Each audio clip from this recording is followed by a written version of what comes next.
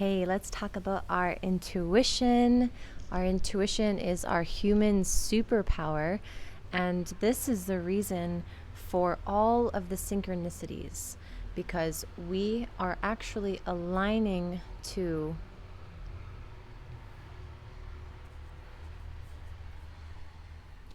Let's restart. Let's talk about our superhuman power, which is our intuition. We've always had this. We had this especially when we were a child. We can remember if you ever had a imaginary friend, or if you ever played with stuffed animals and toys, and they all had their personalities and they all felt really real.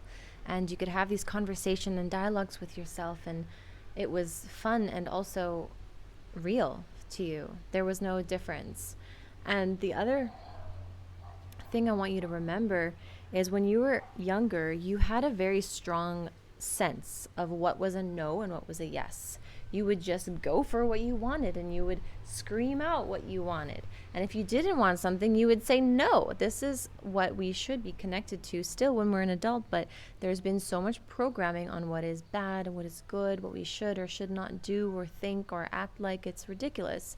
So we can't even tune in to our truth because there's programs in the way.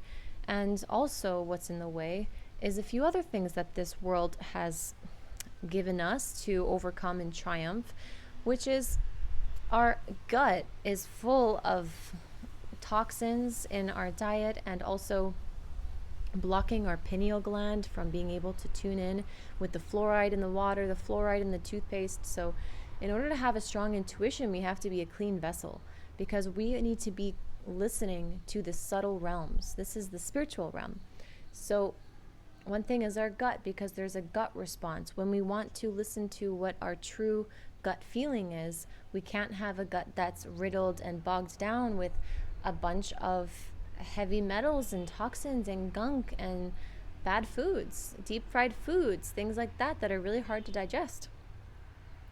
And so it's just something to be aware of. You can still be very intuitive. Like some people don't have a good digestive system or maybe have bad diets, but their third eye is extra powerful because we all have different gifts, different gift strengths. We all have the same gifts, but they vary in strengths.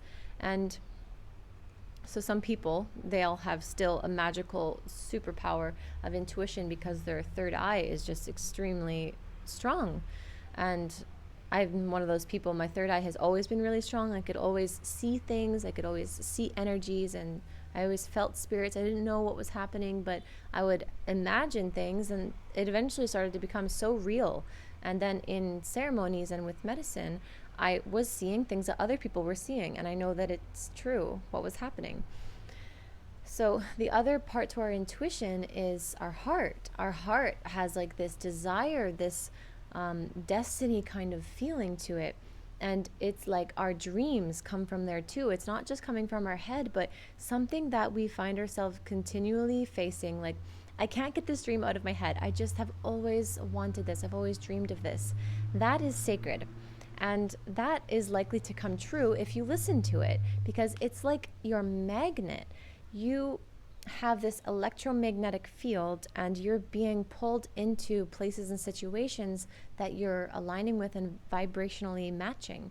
And if your heart is vibrating with cohesion with life and you don't have a heart chakra that's blocked and has fear involved with it, then you can follow your heart's desires and follow your passions, and you will find yourself in all the places that you want to be.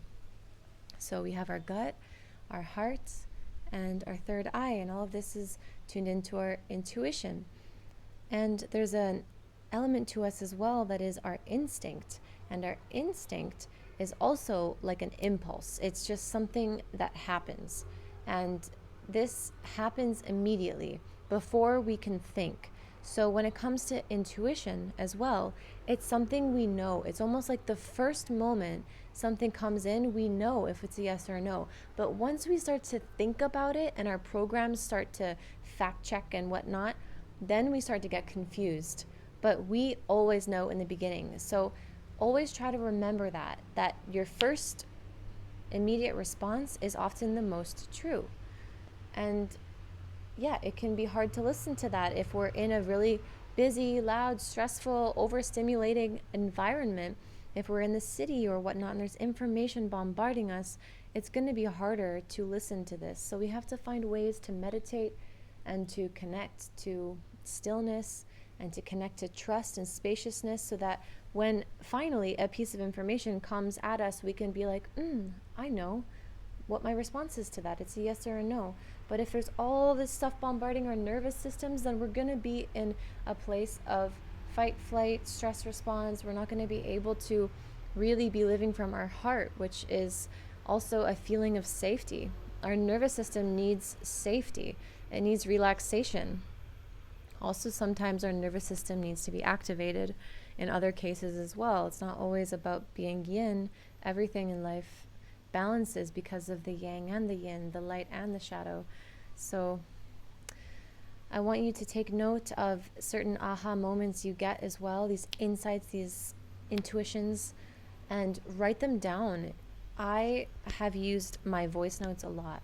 It's like a voice box I go to and I just share my inspirations, my realizations, and it feels like I'm talking to somebody else. Maybe I needed that in order to get to where I am now, where I can pray and I can just talk to God, I can talk to nature, I can talk to animals, I can talk to myself throughout the day, I can sing to myself. When before I used voice notes a lot because I felt like I needed to like remind myself and record it there so it was never lost, kind of thing. But now I know my subconscious mind is recording everything. And I always know my spirit is always guiding me, so I don't necessarily need to record things as much, but it is a huge part of the journey if that is where you're at. And the other thing is taking action. So lastly, when you get an intuitive hit, take action, because your mind, your programs may want to come in and self-sabotage. It may want to say, no, this is too new. This is too unfamiliar. This is scary, unknown. I don't know what's going to happen. I want to control this. I don't think I'm ready for this. I don't think I'm good enough for this. And all the programs start to come in and mess up the whole process. So if you have an intuition like, no, I actually need space from this person, go and message them right now, or in that moment. Or if your intuition says like, you know what, I'm not going to go out right now because I have a bad feeling about this evening. Don't go. Make a decision. Take your shoes off, wash, whatever, like go take a shower, go do something else. Always just take inspired action, because the mind is powerful and sneaky and it will get in there. So I hope that that makes sense for you. You can start to practice being more intuitive in your life, because that is self-loving. Your mind, making your mind your master, is not self-loving. Your mind is actually more like a servant. And if you can realize that your mind just wants to serve you, then you won't have to feel bad about all the programs and the thoughts that are running in your head. It's just what you were given. It's the cards that you were dealt. So if you start to say, hey, Kate, these are the new programs running, let's run these programs of, I trust myself. I feel safe in life. I feel in flow. I feel open and curious to receive the messages. I'm listening carefully. I feel relaxed.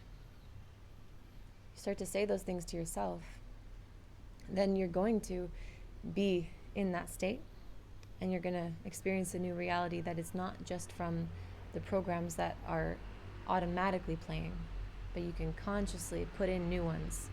So read your affirmations, connect to the divine, to connect to your intuition, ask for guidance, speak to your intuition. What is true for me? What does my gut say? What does my heart say? What is my third eye tuning into? What do I already know? What is an obvious yes, an obvious no? If I were to honor the truth of my heart and my body and spirit, what would I do? Who would I be? That's how you honor your superpower and start to use it. It's always there. It never leaves you. You don't have to activate it to make it come online. It's there and it's subtle. It's just there's more noise on top of it often. So make it a priority to be more intuitive. And you will see that life is full of constant synchronicities, and that everything that you choose from your intuition, you'll get validations and signs. Because when you're listening to your intuition, you're really present and aware to the subtle sensations in your body, your heart, and your consciousness and in life. And you'll be able to be like, wow, sign, oh my gosh, synchronicity, patterns, these patterns, this is saying something to me.